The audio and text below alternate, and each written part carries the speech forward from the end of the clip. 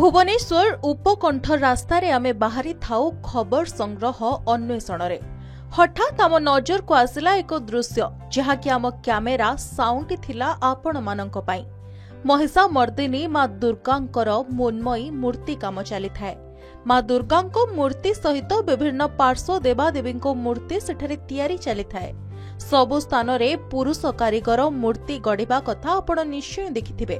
समस्ते मूर्ति तैयारी करुछंती हेले एठारे किछि स्पेशल थिला।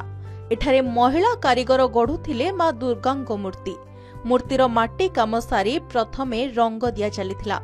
जणे वयस्क महिलांको हातरे थाए रंग स्प्रे करिबा मेसिन। प्रथमे रंगरे अन्य गोटिए रंग मिसाई आरंभ कले मांकर मुहरे रंग स्प्रे।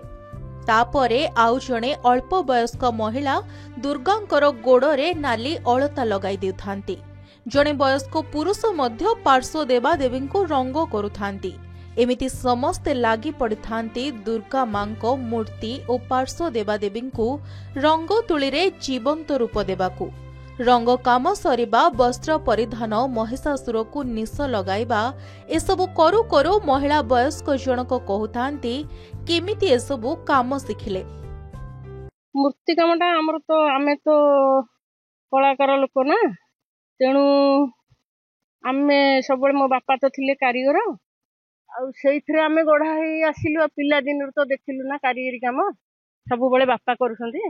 बापा संगे आम मिसिकी काम कलु जे बापा को बापा मते साइकिल शिखेले।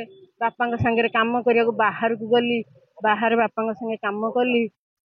पिला दिन 12 वर्ष ठू ये काम शिखिलु। सियाड़े टिके पाठ पढ़ुथे, आड़े काम करुथे। नवम जाए पढ़ी रहीगली। सेगुरा को मु मार देइथिली माने काहेकि ना मु से चाहि नथिली जे मो परिवार रे केही नाहंती माने मोर माने ए काम मोर साथी संग भाई बंधु कुटुंब सब।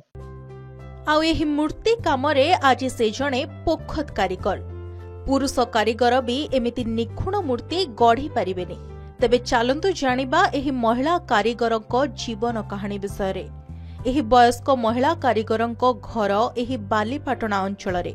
बापा जणे ख्यातानाम मूर्ति कारीगर। एमानंको कौलिक वृत्ति हेउछि मूर्ति गढ़िबा। छुआटी बेलू बापांको निकटरे बसी काम शिखिबा परे निजे जणे महिला कारीगर भावरे ए अंचल रे सुनाम अर्जन करिबा पई तांको अनेक कष्ट करिबाकू पड़िछि। आउ ए जेउ अल्प वयस्क महिला कारीगर देखुछंती से हेउछंती एही वयस्क महिला कारीगरंको झियो।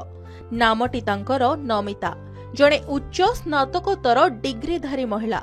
एही वयस्क पुरुष एवं छोट बालक कारीगर एही परिवार सदस्य। एही वयस्क महिला जनक घरर प्रत्येक सदस्य जणे जणे मूर्ति कारीगर। से पुणी एमिति सेमिति कारीगर नुहंती।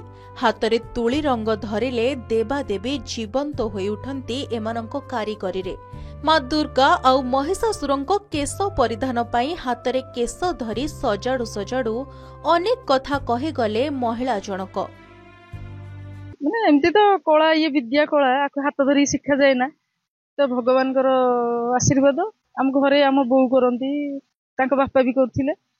आम से शिखिकी करूँ। कौलिक वृत्ति परिवार भी कर दिएडू ना कि चेंज लगे। निजक तो पूरा धन्य मन हुए जहाँ प्रभु आमको ये काम कला देच आम उपर कृपा कर। आमे भी काम कले लोक मैंने जो देखा आम काम छाड़ देथु। लोक मैंने मूर्ति की अना आम लोक मुह को खुशी अनुभव लगे। सेटा तो भगवान इच्छा, भगवान का आशीर्वाद। तापरे आमे भी किछि काम कले आमको देखिकी किछि स्त्री लोक भी निजर साहस इच्छा प्रकाश करिवे माने आगु को बढ़िया पई। जार भी कला थिबो आमे जोडी माने आर्ट चित्र करिया को जिवु। सपोज गोटे जगन्नाथ चित्र करिवु माने आखि आगे लुक रे माने जगन्नाथ देखा जिवु सेठी। तापरे आमे पेंसिल गार की गारेलु कि कलर रे गारेलु आगो देखा जानती ठाकुर मनरे अंतर रे देखि हुए। दुर्गा करू, लक्ष्मी नारायण करू कि जे कोन चित्र भी करिया को चाहिबु कि मूर्ति करिया को चाहिबु। सपोज गोटे मूर्ति गोटे हनुमान मु दिने प्राय करे है माटी रे पूरा आगो भाबीदेवी मुहटा एमतिया देहटा ए माटी देखी बडीटा एमती कि गोड़ एमती माने भाबीदेले सी देखा जीवो। तापर आमे माटी धरिकी पूरा कर देई जीवु।